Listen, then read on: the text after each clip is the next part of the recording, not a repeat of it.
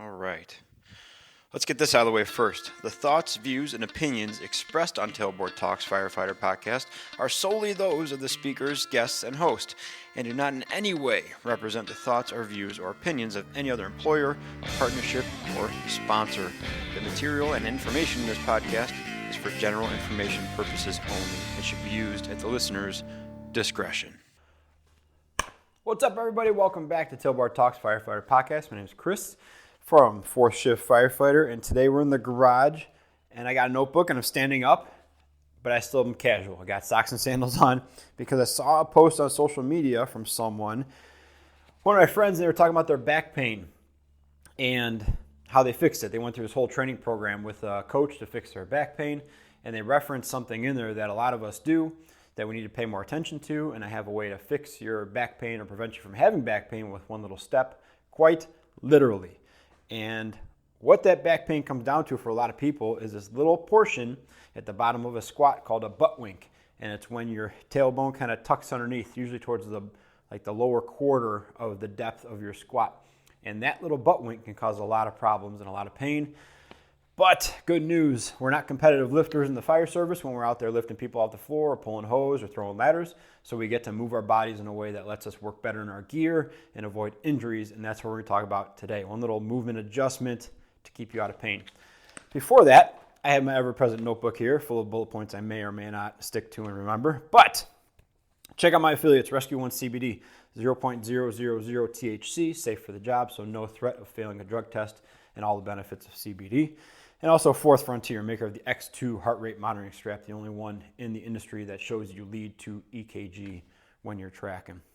Another side note, quick little bullet point here, September is Suicide Prevention Month. So yes, we're paying attention to it all year round, and yes, it's always a thought in our heads, but do a little extra reading, do a little extra thinking, a little extra pondering in September about ways we can help each other and be more alert and aware of each other, noticing things like isolation, severe behavioral changes, impacts that calls have on us. And it's almost like a safety stand down, right? It doesn't mean that September you're going to go out and ask everybody if they're trying or thinking about committing suicide, but maybe we can kind of reset our metric for what we're looking for and pay attention for a little bit, and then we'll be good for the other 11 months. All right, so let's get into it here. Now, I wanted a catchy title for this one. It's going to be the clickbait title of Fix Your Back Pain with One Step. And I quite literally mean with one step. We're going to adjust your foot position in a squat so that you have a lesser chance of back pain. And like I said, that little butt wink at the bottom, when your spine kind of flexes, your lower back flexes and curls underneath, and then you come back up a little bit taller, it goes back out, and then you stand up with a nice tall spine.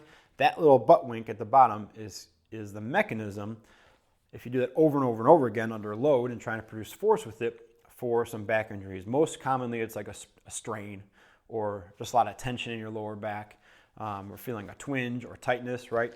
But over time, now these are contended studies. There's some issues surrounding them in some people's views, but they did take like pig spines and did that movement over and over again, and they noticed that over a long period of time, I don't know, maybe like 20, 25, 30 years of our career, there was some damage to the discs in those levels that were put under compression and tension in a flexed position. So there is a potential. Now, there is always an example of someone who does 1,000 sit-ups every morning and always squats with a rounded back and doesn't have any kind of, cyclists, right? Their posture is terrible when they're in like their racing position, that tucked in position on their bike. A lot of them also have back problems. A lot of them also aren't responsible for carrying 1 and 2 times their body weight on emergency scenes. None of them are waking up in the middle of the night and asked to ride 100 miles. So yes, there are people out there that can survive and function perfectly well with a rounded lower back during moments of flexion, even flexion movements. We might not be them. We also have these things on the front of our spine called guts, and they grow over the course of time and create a physical wedge. So if you flex your spine a little bit and that wedge gets in the way, you might just be prying it open even more. Now, it all comes down to leverage, okay? And that's a general term for the fire service, but the leverage I want you to think about in this scenario is the leverage of your femurs against your pelvis and your pelvis against your lower back. We talked about it episodes ago and episodes ago. Your lower back, when you look at the job of your lower back, the way it's built, what it's supposed to do, it is intended to be a stable series of joints. So from your pelvis up the next couple levels is intended to be stable. Now your upper back can rotate and move and flex and do all that stuff. It's built to do that. The spacing is different, the arc is different, but looking simply at the structure and function of your lower back, it's intended to be a stable joint. That doesn't mean you can't bend over and pick up a piece of paper. It's a series of joints in there, right? But its primary job is to stay stable under times of stress and load and producing force. Now let's imagine you're forcing a door, right? And you put a Halligan in the door. It's going to be a door that swings towards you. Call what you will, inward or outward. If you put the Halligan in there, right, it's got a little bit of play once you get your purchase. That's your normal femur range of motion. Then you get to a point where it binds up and now you're applying leverage to the door, right? From there on out, every little bit of leverage that you apply is forcing that stable door into an unstable position. You're trying to gap it out. You're trying to get some play in that door so you can keep purchasing further and then pop that thing open. Your femurs do the same thing against your lower back. Your lower back is nice and stable. Everything's cool and happy. You go to squat down. Your femurs run out of room in your range of motion, probably from a restricted butt and hip thing. Then they start leveraging against your pelvis. Your pelvis leverages against your lower back and starts loosening and spreading out your lower back. That's why we see the butt wink at the bottom of a squat. Now, if we put two Halligans in the door, right, both at the same perfect angle, and leverage both of them, it takes half as much effort to move that door. Same thing with your lower back. If you have two femurs directly parallel with each other, working in the same exact leverage point and plane, it takes that much less force to flex your lower back, to make it bend around at the bottom of the squat, because now you have two long levers working against your pelvis at the same angle, working against your lower back. So here's what we're going to do. And it's a small adjustment. Take one step back, half a step back. I shouldn't even say a full step. And I'm going to go sideways here. If you're watching on YouTube, this is probably a good episode to watch clips of on Instagram or YouTube. Let me get where you can see my feet. If this is my normal squat stance width-wise, right, and both my toes are on this line up here. I should have worn shoes for this. I should have ditched Casual Tuesdays and put some shoes on so you could see it better. But here we are. All I'm going to do is take a step back until the ball of my foot is even with my other heel. That's it. That's the small adjustment that can keep you out of back pain and let you still accomplish your job. Even better when you're wearing fire gear and your air pack and your boots and all that stuff's tying up your hips and your ankles and forcing your knees to do extra, okay? By taking a little half step back, we've done a few things. We've offset those Halligans, okay? So now one's in a very advantageous spot to pry your hips and pry your pelvis against your lower back. The other one's not. The other one's like flat against the door or kind of just hanging out there until more leverage is applied, and then it can get into the gap it creates, right? We've also added in a joint. We've added in your toes as a joint. And you'll see a lot of people when they squat down naturally, they'll go up on their toes and their knees come forward and they kind of sit on their heels. Their heels are off the ground, they're up on their toes, and they kind of perch on their heels with their butt. That's what we're doing on one side. We've added a joint. So now if my hips and my ankles and my knees have lost mobility because of your gear or who you are or old injuries, you're adding in a bonus joint to give you some of those degrees of range of motion back. And from here, all you do is squat down. It's not loud, or it's not long. It's not a lunge position, because that will put you at a disadvantage for some leverage, right? But in this box here, if you line up the ball of your foot with the opposite heel, you're still underneath your hips for like a squat position, and both legs will contribute equally and evenly, but you will not have double Halligans forcing your pelvis and your lower back open, all right? So you can squat down, and you can keep your lower back more stable because you've staggered this now, instead of squatting down with both feet even, both toes on the same line. And when you get to a certain point, your back has to round because it's flexing under. So ways to use this, ways to use and train this little stagger.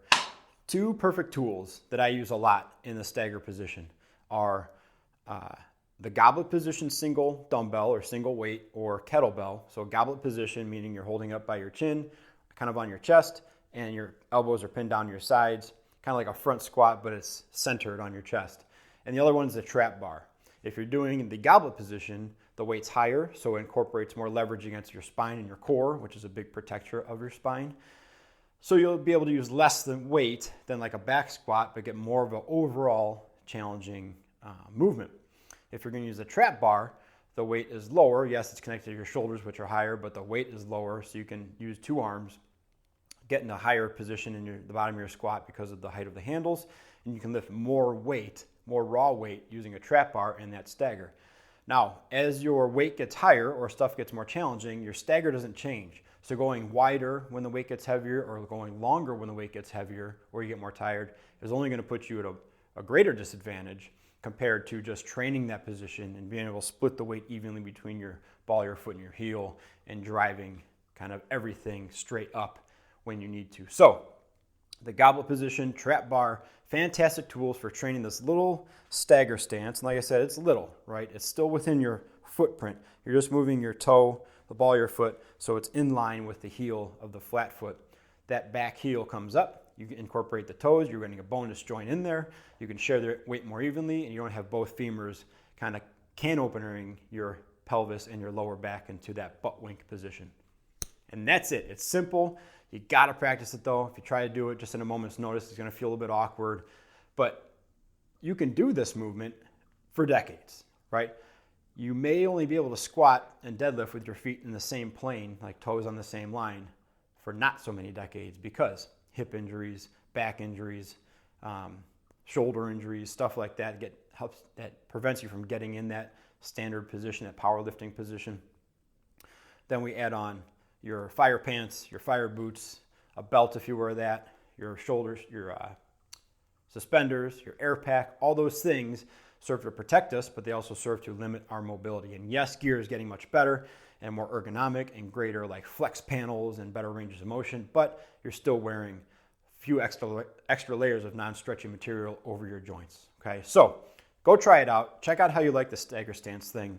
It's one of my favorites. I hardly ever squat or deadlift with a traditional flat, parallel, perfect toes on the line stance anymore. Almost everything is a little bit of a stagger. I think it translates better. I think it's easier, an easier position to get into, which means it's less difficult to get out of, which is all I care about on the functional side with work.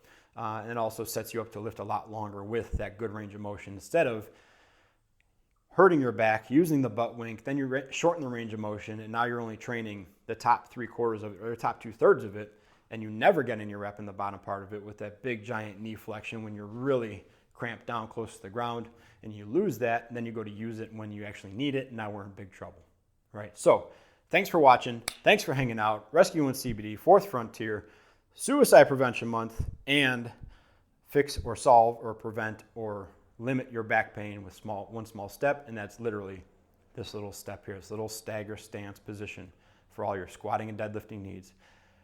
That's it. Appreciate you guys. Thank you for watching. Thank you for listening.